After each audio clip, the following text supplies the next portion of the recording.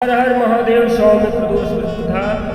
प्राचीन काल की बात है कि विधवा ब्राह्मणी प्रातः जो है प्रतिदिन ऋषियों की आज्ञा लेकर के अपने पुत्र के साथ जो है भिक्षा मांगने के लिए जाती थी और शाम को लौटती थी। भिक्षा में जो कुछ भी उसको मिलता था उसी से अपना कार्य चलाती थी और शिव जी का प्रदोष व्रत भी करती थी। एक दिन जब वह भिक्षा के लिए अपने पुत्र के साथ आ जा रही थी तो वहाँ रास्ते में जो है विदर्भ देश का राजकुमार मिला। शत्रुओं ने उसे उसकी राजधानी से बाहर निकाल दिया था, उसके माता पिता को मार दिया था, अतः वह मारा फिर रहा था। ब्राह्मणी उसे अपने साथ लेकर आई, अपने पुत्र की तरह उसका भी लालन पोषण किया। एक दिन उन दोनों राजकुमार और ब्राह्मण बालक ने वन में जाकर के गंधर्व कन्या को देखा। ब्राह्मण बालक घर लौट गया परंतु राजकुमार साथ नहीं आया क्योंकि वह रुक्मिणी नाम की गंधर्व कन्या से बातें करने लगा था। दूसरे दिन वह फिर अपने घर वापस आया और सुमति अपने माता पिता के साथ बैठी हुई थी। कुछ दिन पश्चात सुमति के माता पिता ने राजकुमार से कहा कि तुम विदर्भ देश के राजकुमार धर्मगुप्त हो, हम श्री शंकर जी की आज्ञा से अपनी पुत्री अंशुमति का विवाह जो है हमारे साथ कर देते हैं। राजकुमार धर्मगुप्त का विवाह अंशुमति के साथ हो गया। बाद में राजकुमार ने गंधर्वराज को अपनी कन्या का जो है पाणी ग्रहण करा दिया और अपनी सेना के साथ जो है राजकुमार धर्मगुप्त का विवाह अंशुमति के साथ हो गया।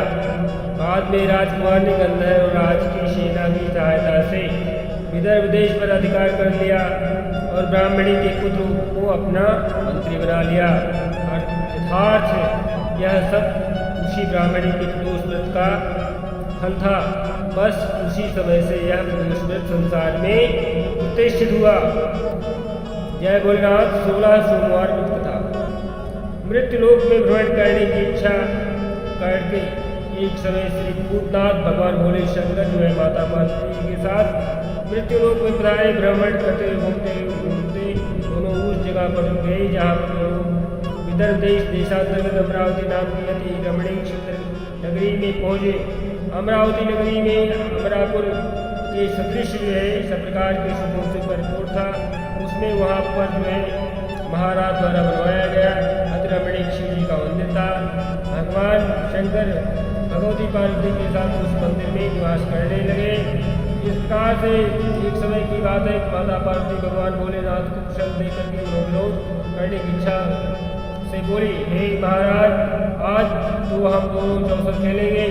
शिव जी ने प्राण क्रिया की बात को मना लिया और चौसर खेलने लगे। उसी समय जो है पुजारी ब्राह्मण के मंदिर में पूजा करने आया। माता पार्वती ने पुजारी को उससे प्रश्न किया, पुजारी जी बताओ इसी बाजी में हम दोनों में से कौन किसकी जीत होगी। ब्राह्मण बेचारा शीघ्रता से बोल उठा कि महादेव जी की जीत होगी। थोड़ी देर बाद में बाजी समाप्त हो गई और पार्वती जी की विजय हुई। पार्वती जी बहुत ही क्रोधित हुई और ब्राह्मण को झूठ बोलने के अपराध के कारण श्राप दे दिया।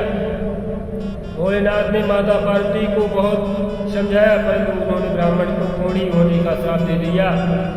कुछ समय बाद पार्वती जी के श्रापवश पुजारी के शरीर में कोढ़ पैदा हो गया। वह अनेक प्रकार के दुखों से दुखी रहने लगा। पुजारी का श्राप कष्ट भोगते हुए बहुत समय बीत गया। तब एक दिन जो देवलोक की अप्सरा शिव जी की पूजा करने उस मंदिर में पधारी। पुजारी के कोढ़ के कष्ट को देखकर के उसने बड़ी दया भाव से उससे दुखी होने का कारण पूछा। पुजारी ने निसंकोच सारी बात उन्हें बता दी। वह अप्सराएं बोली, हे पुजारी तुम अधिक दुखी मत हो, भगवान शिव शंकर तुम्हारे समस्त कष्टों को काट देंगे। तुम सोमवार व्रत का श्रेष्ठ व्रत रखो। इस प्रकार से जो है 16 सोमवार हो जाएंगे। व्रत जो है भक्ति भाव से किया करो। पुजारी उससे अप्सरा ने विनम्र भाव में इस प्रकार समझाया कि 16 सोमवार व्रत की विधि इस प्रकार से है। अप्सरा ने बताया सोमवार को भक्ति के साथ जो है व्रत करें। स्वच्छ वस्त्र धारण करें, संध्या का हुआ उपवास 15 दिनों में आधा से गेहूँ का आटा ले लेकर उसके 3 भाग बनाए और गुड़ घी दही मिलाकर के बढ़िया से फल नैवेद्य बेलपत्र जनेऊ घोड़ा लेकर के चक्कू पान दुकानी लाइचे लेकर के भगवान भोले शंकर का पूजन करें। और उसके बाद जो है 3 अंगों में से एक शिवाजी का अर्पण करें, जो उसका भाग है। बाकी 2 शिव जी का प्रसाद समझ करके उपस्थित जनों में बांट दें, जिसमें से स्वयं भी प्रसाद ग्रहण करें। इस प्रकार से 16 सोमवार व्रत करें। 17वें सोमवार का जो है उसमें पवित्र आटा मिला करके जो है 1 पाव से गेहूँ का आटा मिला करके बाटी चोखा बनाएं और बढ़िया ढंग से उसमें घी और गुड़ मिला करके बनाएं। भगवान भोलेनाथ का भोग जो है लगा करके उपस्थित भक्तों में बांटें। इसके बाद अपने घर परिवार से जो है संगम मुद्रा में भगवान भोले शंकर का स्मरण करते हुए पार्वती माता का ध्यान लगाते हुए जो है अपने घर परिवार के साथ पूजन करें और भोग लगाएं और स्वयं साथ में उसको जो है आशीर्वाद स्वरूप ग्रहण करें। ऐसा कहा करके अप्सराएं स्वयं उजली गई। ब्राह्मण ने यथाविधि 16 सूर्योच्चार के साथ 16 सोमवार व्रत को धारण किया। भगवान शिव की कृपा से लोग होकर के आनंद से रहने लगा। कुछ दिनों के बाद शिव जी और पार्वती जी उस मंदिर में सारे ब्राह्मण की देख पार्वती जी बोली कि ये ब्राह्मण से कैसे हुआ। तब उस ब्राह्मण ने कहा 16 सोमवार व्रत की कथा सुनाई। पार्वती जी अत्यंत प्रसन्न होकर ब्राह्मण से व्रत की विधि पूछ करके स्वयं व्रत को धारण करने लगी। व्रत करने के बाद उसकी मनोकामना पूरी हुई। तब उनके रूठे हुए स्वामी कार्तिकेय स्वयं माता की आज्ञा स्वीकार धारण करते अपने माता पिता के पास आए। कार्तिकेय जी को अपना यह विचार परिवर्तन का रहस्य जानने की इच्छा हुई। वह माता पिता से बोले, हे माता, आपने ऐसा कौन सा उपाय किया जिससे मेरा हृदय परिवर्तित हो गया, मैं आपके पास लौट कर चलाया। तब पार्वती ने वही 16 सोमवार की कथा उनको सुनाई। कार्तिकेय जी ने कहा, इस व्रत को मैं ही करूँगा क्योंकि मेरा प्रिय मित्र ब्राह्मण बहुत दुखी दिल से प्रदेश गया है। मेरी उससे मिलने की बहुत इच्छा है। कार्तिकेय जी ने जब भी इस व्रत को किया और उनका प्रिय मित्र मिल गया। मित्र ने इस आकस्मिक मिलन का भेद कार्तिकेय जी को से पूछा तो वह बोले, हे मित्र, हमने हमारे मिलने की इच्छा करके 16 सोमवार का व्रत किया था। अब तो ब्राह्मण मित्र को अपने विवाह की बड़ी इच्छा हुई। उसने कार्तिकेय जी से व्रत की विधि पूछी और यथाविधि व्रत किया। व्रत के प्रभाव से जब वह किसी कार्यवश विदेश गया तो वहाँ के राजा की लड़की का स्वयंवर था। राजा ने प्रण किया था जिस राजकुमार के गले में सर्व प्रकार श्रृंगारित हथनी माला डालेगी, उसी के साथ जो है अपनी पुत्री का विवाह कर दूंगा। शिव जी की कृपा से वह ब्राह्मण भी स्वयंवर देखने की इच्छा से राजसभा में जाकर के एक तरफ बैठ गया और प्यार करने लगा। उसी समय हथनी आई और उसने जयमाला उस ब्राह्मण के गले में डाल दी। राजा ने अपनी प्रतिज्ञा के अनुसार बड़ी धूमधाम के साथ अपनी कन्या का विवाह उस ब्राह्मण के साथ कर दिया। ब्राह्मण को बहुत सा धन रुपया पैसा नौकर जाकर देकर के संतुष्ट किया और ब्राह्मण जिन्हें कन्या पा करके भी वो भी काफ़ी खुशहाल हो गया, प्रसन्न हो गया और अपना जीवन व्यतीत करने लगा। एक दिन राजकुमारी कन्या जो है अपने पति के साथ कृष्ण गया, हे प्राणनाथ, आपने ऐसा कौन सा भारी पुण्य किया था कि बड़े बड़े राजाओं और महाराजाओं को चुन करके हथनी में प्रभावित होकर के आपके गले में जयमाल डाल दिया। तो राजकुमार को छोड़ करके आपके गले में ग्रहण क्यों किया?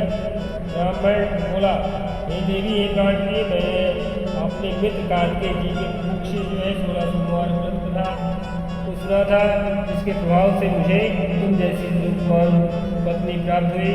व्रत की महिमा सुन करके राजकन्या को बड़ा आश्चर्य हुआ। वह भी पुत्र की मनोकामना से जो है व्रत करने लगी। शिव जी की दया से उसकी पत्नी गर्भवती हो गई। एक अति सुंदर सुशील धर्मात्मा और विद्वान पुत्र उत्पन्न हुआ।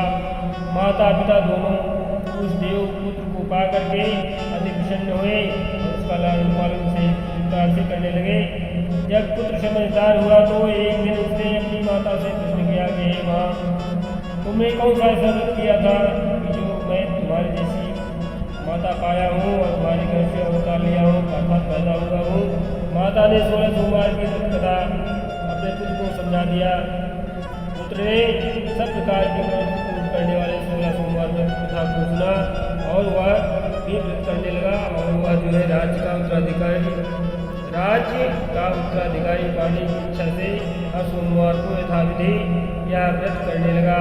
व्रत शुरू होने के बाद एक देश के वृद्ध राजा के दूतों ने आकर के उसको राजकुमार श्री राजकन्या के लिए व्रत किया।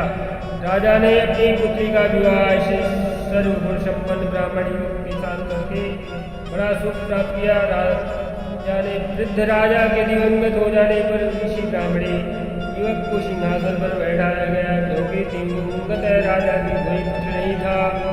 राज्य का उत्तराधिकारी होकर भी वह ब्राह्मण पुत्र 16 सोमवार का व्रत किया करता था।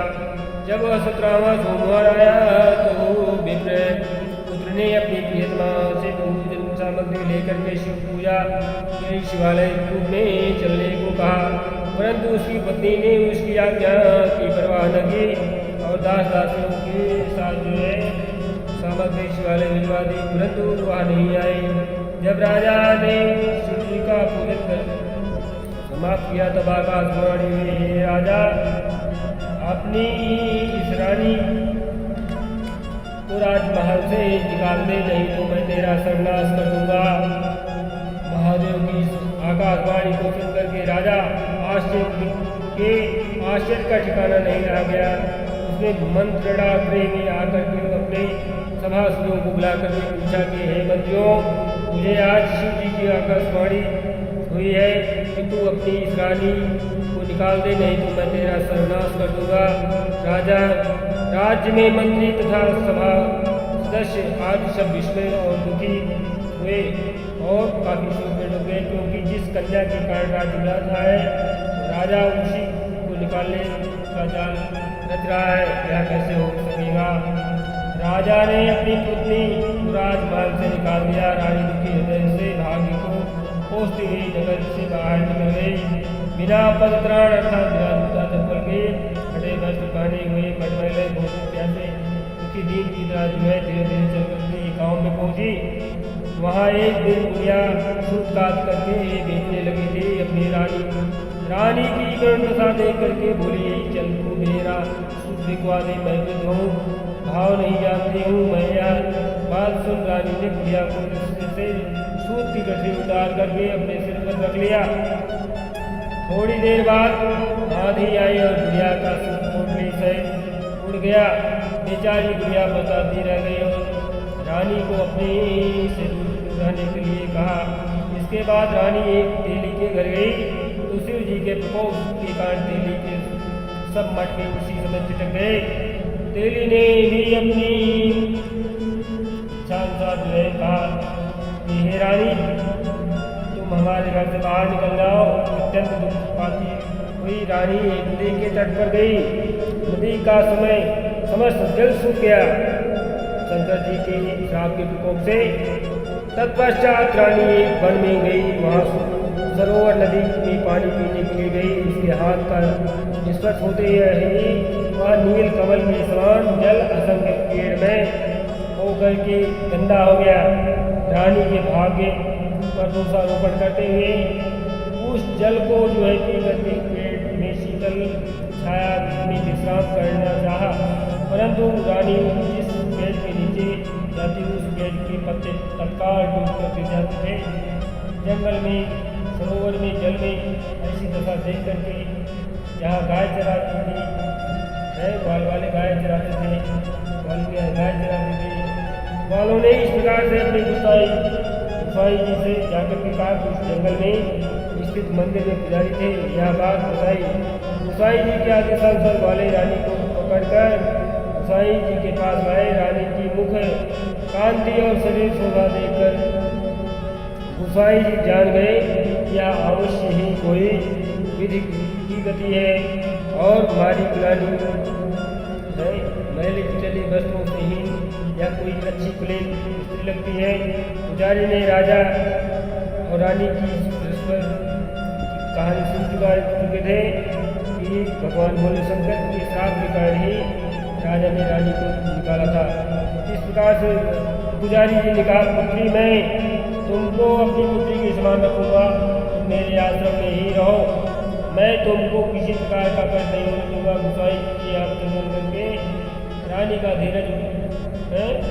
धीरज हो गया, वह आश्रय में रहने लगी, अर्थात पुजारी जी के आश्रय में आश्रम में रहने लगी। रानी को भोजन बनाती उसमें कीड़े पड़ जाते, जल भर कर लाती उसमें भी कीड़े पड़ जाते थे। इस प्रकार से रानी की आदशा एक गोसाई जी ने अपने मन में बहुत दुख पाया और रानी से बोले, हे बेटी, तुम्हारे ऊपर कौन से देवता का प्रकोप है जिससे तुम्हारी ऐसी दशा हुई? पुजारी की बात सुन करके रानी रोने लगी। उन्होंने बताया, शिव जी महाराज के पूजन का बहिष्कार हमने किया था, इस कारण जो है शिव जी नाराज होकर के हमें इस प्रकार से श्राप दे दिए और महाराज जी हमें राज्य से निकाल दिए। रानी से बोले, हे पुत्री, तुम अब चिंता मत करो, तुम्हारी समस्त मनोकामनाएं पूर्ण होंगी, 16 सोमवार व्रत करो, इस प्रकार से तुम्हारा सब कष्ट दूर हो जाएगा और समस्त पापों से भी छुटकारा मिल जाएगा।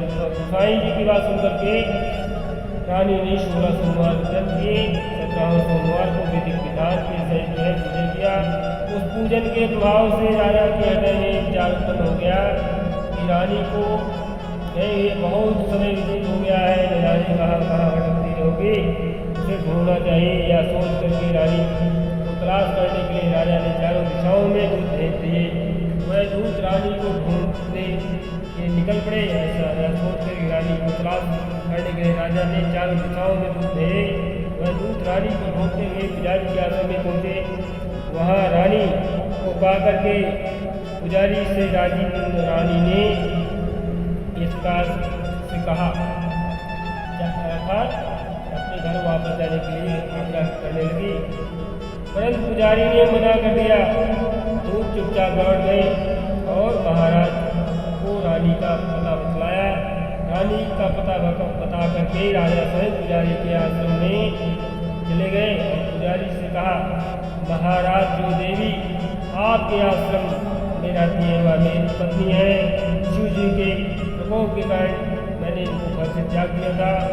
अब इस पर से शिव जी का प्रकोप शांत हो गया है, इसलिए मैं इसे अपने साथ लेने आया हूँ।